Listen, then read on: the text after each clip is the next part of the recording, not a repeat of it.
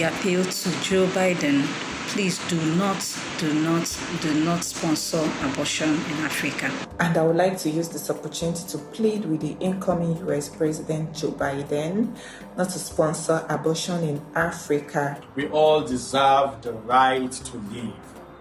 I stand against the funding of abortion in Africa. Life or death? I choose life.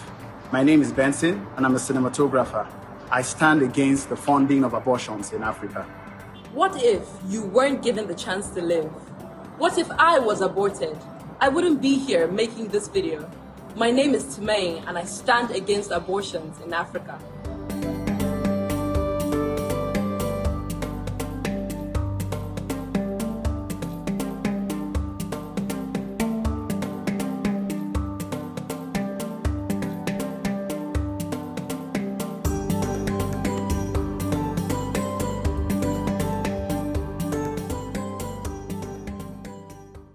In 2017, the then newly elected President of the United States, President Donald Trump, reinstated the Mexico City policy. Now, what this meant at the time was that the United States government, through its executive arm, was to stop funding any organizations that were either promoting or providing abortion in their international work.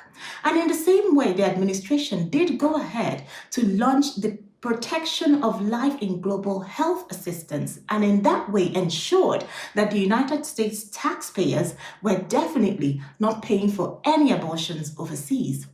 This became, of course, a sticking point for abortion activists and for, Western leaders and for everyone who wanted abortion promoted or propagated, especially in the developing world. This became a campaign issue for people within the Democratic Party. It became a talking point even at the European Union. We saw people reacting to it. We saw Western leaders reacting to it. We saw them even organizing all kinds of fundraisers back then in 2017 to fill in the gaps that were being left by the United States. Now, mind you, this particular banning of American taxpayer funding going to international abortion organizations was only affecting organizations that definitely insisted that they were going to continue to promote abortion in their work. I am talking about organizations like International Planned Parenthood Federation that was founded by the American eugenicist, racist Margaret Sanger. I am talking about an organization like Marie Stopes International that was founded by the Scottish racist eugenicist Marie Stopes. I am talking about an organization like DKT International that was founded by the American pillar of the porn industry, Phil Harvey himself. Now, these were the kinds of organizations that were affected by the deprivation of this American funding. But what we saw, the reaction we saw, was quite shocking to me, especially as an African, because back in Africa, of course, people were happy at the time. All the people who I spoke to who knew about this particular banning of funding for abortion organizations, they were actually very happy that the United States was finally recognizing the culture of most of the African people, the desire of most of the African people, the consensus that we have across the different African countries.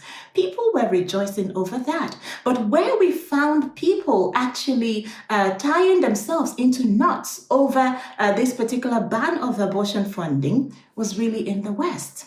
So what then happened in the United States, as can be expected, is that within the Democratic Party, this then became a real campaign issue whereby candidates were actually making campaign promises, yes, campaign promises to resume the funding of abortions overseas. This was quite astounding and surprising to me as an African, just watching the Democrats fall over themselves, promising to sponsor abortion organizations and to fund abortion organizations in their important work in the developing world. We even heard during a particular event that was organized by Planned Parenthood in the summer of 2019, we heard the then candidate Joe Biden make this particular promise. We have over $8 billion in healthcare assistance around the world, and he's trying to apply Mexico City standards to that. It's dead wrong. People are dying around the world. We are their saviors around the world. You are the ones who are providing for all of the health care for poor women in ways that nobody else has been able to. That's why Barack and I fought so hard to continue to see your funding. No, but I really mean it. I think you underestimate the impact you have beyond access to choice and access to the Supreme Court decisions. What an incredible clip to watch. So watching this man who is praising the work of Planned Parenthood and talking about getting rid of the Mexico City policy altogether and talking about himself and his pro-abortion peers as being the saviors of the people in the developing world, talking about funding abortions overseas.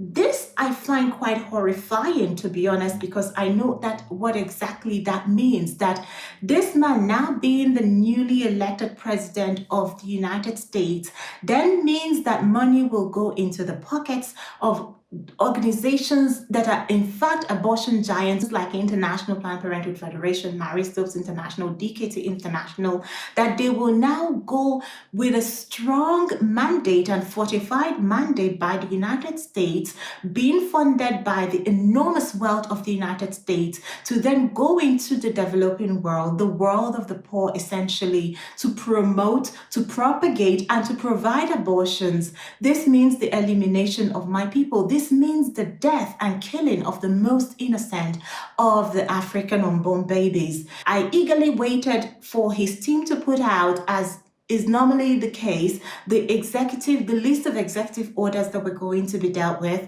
And here is what I saw right there in the list on the healthcare. Of course, the incoming Biden administration had clearly written out that they were going to get rid of the Mexico City policy, so the repeal of the Mexico City policy. And of course, I did the thing that came most naturally to me. I sent word home.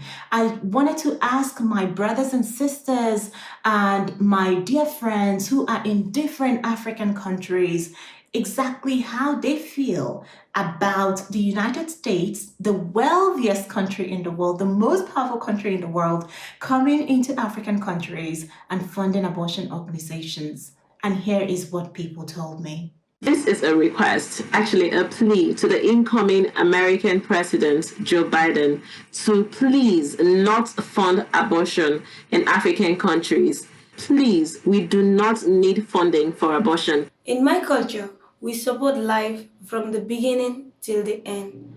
I'm against abortion because abortion is about killing innocent babies in the womb of their mothers. And I'm also against funding of abortion in Africa by any foreign country. So please stop funding abortion. Thank you. I am an African and an African woman. I do not believe in taking lives, destroying it, nor killing it. We do not need abortion. Why must abortion be funded and given priority in my country? I am here to tell you and to appeal to you that we do not want it. We stand against it and we do not believe in it. Hello everyone, my name is Kanani Daniela and I'm a Ugandan and an African. Yes, an African woman. This is basically a clarion call to the US president not to fund abortion organizations or companies, because the African problem cannot be solved by giving money to remove children. Please, we don't want abortion clinics here, and we are pleading on the incoming government to not fund abortion in Africa. This message is to the incoming American government. Africa does not want abortion. We do not want abortion. I do not want abortion for my Uganda. We do not want your government funding any abortion organizations in Uganda. Africa intends to be abortion free. tó bá jẹ́ pé wọ́n fi ṣe oyún títí wa náà dànù ṣé ẹ lè rí wa láyé ńsìn tá fi máa sọ̀rọ̀ ńsìn so kò dáa nǹkan tẹ́ ń ṣe kò dáa ká ní wọ́n ti ṣe oyún wa dànù ńkọ́ a nídìí abortion rárá a nídìí ẹ̀ mọ́ abortion ò dáa. Abortion is murder. Abortion is literally murder. Abortion is murder, and funding it makes you an accessory. Please, don't do it. Quoi qu'il en soit, l'avortement n'a jamais été une solution. Non, c'est toujours un problème. L'avortement est un crime. Les jeunes Africains n'ont pas besoin de l'avortement. Alors, nous disons non. Nous ne voulons pas le financement de l'avortement en Afrique. And this is a message to the American government. Please, we don't want funding, any form of funding for abortion. We're not interested. It's not our priority. I do not want United States of America, this present government, to fund abortions in Africa. We've never needed abortions and we do not want them. And we do not want USA to fund abortions in Africa. We do not want abortions in Nigeria. We do not want abortions in Africa.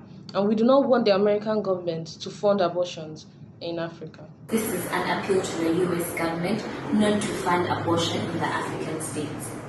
Majorly because the African community is built on the following principles: the sanctity of life, equal dignity for all, protecting the weak and the vulnerable. Since the right to life is inherent, I believe the same should be accorded to the unborn child. The energy should be diverted to other sectors of Africa that we need to develop. So therefore, protect the unborn child. I cannot understand why other foreign countries are in support of funding abortion in Africa. When in Africa here, there are a lot of developments that needs to be done, and they are not done. So I am not in support of funding abortion in Africa. So please stop funding abortion in Africa. Thank you.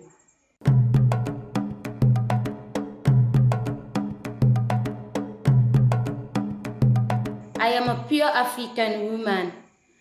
I don't support the funding of abortion in Africa.